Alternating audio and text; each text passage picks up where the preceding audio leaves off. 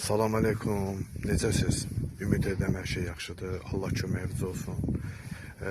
Bəzən ayrılıqlar olur, insan fikirləşir, dərd çəkir. Amma əslində hər bir şey eləyən Allahdır, Rəbbimdir. Ayrılığı yazan da Allahdır, iki insana qovuşduran da Allahdır.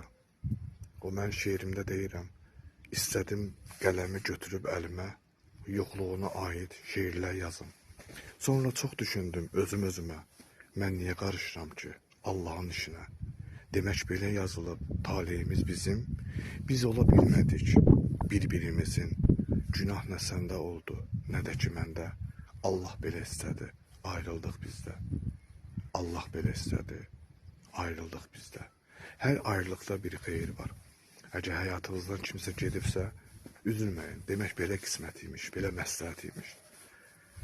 Həyat davam edir, yaşamağa davam.